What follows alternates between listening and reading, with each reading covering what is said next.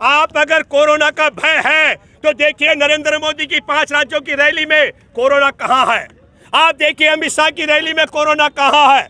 मैं एक बात बताना चाहता हूं, देश में कोरोना किसान आंदोलन में नहीं है।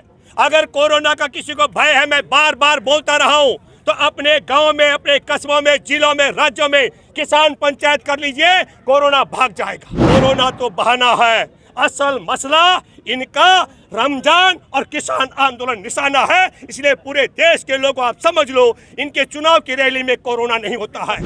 कोरोना भगाने के 2 तरीके हैं। जब कोरोना चुनाव की रैली से भागता है तो महामहिम राष्ट्रपति मोदी की सरकार को बर्खास्त करे, देश में लोकसभा का चुनाव हो, एक साथ पूरे देश में चुनाव रैली हो, कोरोना भाग जाएगा। और दूसरा उपाय है, पूरे देश के अंदर गांव गांव में किसान पंचायत करो, कोरोना भाग जाएगा। ये मैं दावे के साथ में कहता हूं, 2 उपाय है।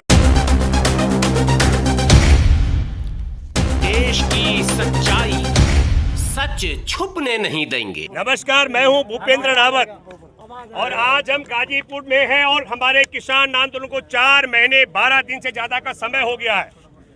मेरे दोस्तों, मैं आपको बताना चाहता हूं, कोरोना की क्रोनोलॉजी को समझिए। मध्य प्रदेश के अंदर पुलिसकर्मी सड़क पर चलने वाले किसान, मजदूर, आदिवासियों को बिना मास्क के पकड़ करके कूट कूट करके पीट रही है। ये समझिए आप, एक तरफ देश में तमिलनाडु से लेकर पांडुचेरी, असम से लेकर केरल और पश्चिम बंगाल में चुनाव की सभा हो रही है, जहां हमारे देश में प्रधानमंत्री नरेंद्र मोदी से लेकर अमित शाह तक खुले बिना मास्क के रैलियां कर रही हैं। इनकी एक एक रैली में कहीं 5,000, 6,000 लोग भी जुट रहे हैं, कहीं कहीं 8-10 हजार लोग इकट्ठे हो रहे हैं। न शारीरिक दूरी, न मास्क जरूरी, न कोरोना का भय है। लेकिन दूसरी क्रोनोलॉजी को समझिए कि हमारे यहाँ अभी कुंभ स्नान हो रहा है और 30 अप्रैल तक कुंभ चलेगा। कुंभ में कहा जा रहा है कि हमने गंगा की आरती कर दी, गंगा की पूजा कर दी है, निश्चिंत होकर के कोरोना मुक्त कुंभ स्नान चलता रहेगा। और इससे पहले आपने देखा कि नरसिंह के नाम पर रैली निकली थी गोरखपुर में, जहां हजारों की संख्या में लोग थे। बनारस में जब आपने देखा होगा शमशान की भभूति से होली मनाने के लिए लाखों की संख्या में लोग जुटे थे, तब कोरोना नहीं थे। मैं आपको एक बात कहना चाहता हूं, मैं बहुत हैरान हूं। रात को कोरोना ये कह रहे हैं कि रात को कर्फ्यू लगेगा, रात को 10 बजे से लेकर सुबह 5 बजे तक। सड़क में तो लोग पहले कम होते हैं, तो जब संख्या पहले से ही कम होती है तो कर्फ्यू लगाने का षड्यंत्र क्या है? इस देश में पुलिस से आम किसान, मजदूर, मछुआरे, आदिवासियों को पिटवाने का मैं एक बात दावे के साथ में कह सकता हूं, कुंभ स्नान में कोरोना का कोई भय नहीं है। 5 राज्यों में राजनीतिक दलों के जो रैलियां है उसमें कोई भय नहीं है। और हम किसानों की बात करते हो तो जुलाई से हम खुले आसमान के नीचे हैं। ना कोरोना का भय, ना शारीरिक दूरी, ना मास्क जरूरी। हमारी 3 काले कानून को हटाने के लिए लड़ने की है मजबूरी, MSP की गारंटी के लिए लड़ने की है मजबूरी।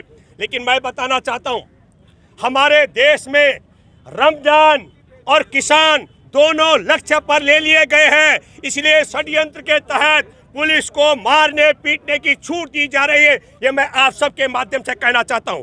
आप सब लोग जो मुझे सुन रहे हैं, अगर कोरोना कहीं है तो आप पहुंचिए, कुंभ स्नान देखिए हरिद्वार में कोरोना कहां है। आप अगर कोरोना का भय है तो देखिए नरेंद्र मोदी की 5 राज्यों की रैली में कोरोना कहां है। आप देखिए अमित शाह की रैली में कोरोना कहां है। मैं एक बात बताना चाहता हूं, देश में कोरोना किसान आंदोलन में नहीं है। अगर कोरोना का किसी को भय है, मैं बार बार बोलता रहा हूं, तो अपने गांव में, अपने कस्बों में, जिलों में, राज्यों में किसान पंचायत कर लीजिए, कोरोना भाग जाएगा। और दूसरी बात है, अपने अपने गांव से एक एक मुट्ठी अनाज लेकर के हमारे गाजीपुर के किसान आंदोलन में, हमारे सिंगू बॉर्डर के, शाहजहांपुर के बॉर्डर के, टिकरी बॉर्डर में परिवार सहित आइए, कोरोना भाग जाएगा। और तीसरा, इस देश में चुनाव हो रहे 5 राज्यों में भारतीय जनता पार्टी संघ परिवार जो देश में 3 काले कानून लेकर आई है और जो देश में न्यूनतम समर्थन मूल्य की गारंटी का कानून नहीं बनने दे रही है, ये मैं इसलिए कह रहा हूँ। उत्तर प्रदेश, राजस्थान और मध्य प्रदेश में गेहूं की खरीद में इतने बड़े किसान आंदोलन के बावजूद हमारे किसानों को 196 करोड़ रुपए से ज्यादा का नुकसान हुआ, न्यूनतम समर्थन मूल्य नहीं मिला। और मोदी कहता है न्यूनतम समर्थन मूल्य था, न्यूनतम समर्थन मूल्य है, न्यूनतम समर्थन मूल्य रहेगा। और हम कहते हैं मूर्ख, इसकी गारंटी दे, गारंटी दे, गारंटी दे।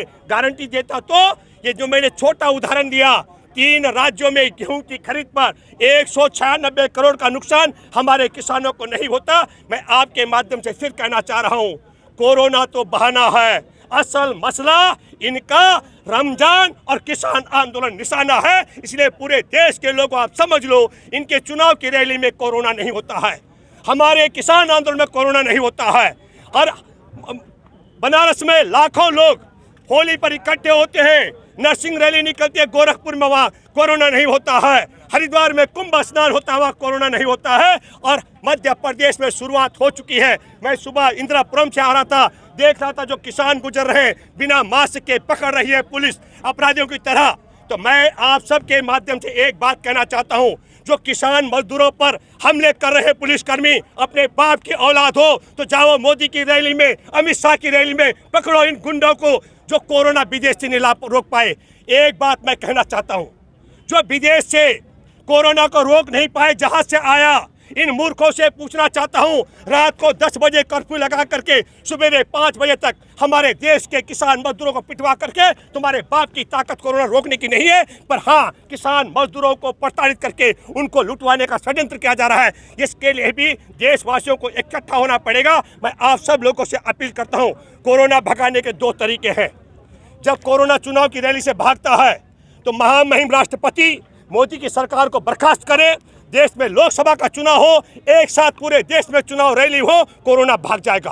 और दूसरा उपाय है, पूरे देश के अंदर गांव-गांव में किसान पंचायत करो, कोरोना भाग जाएगा। ये मैं दावे के साथ कहता हूं, 2 उपाय हैं। धन्यवाद। जय हिंद, जय जवान, जय किसान।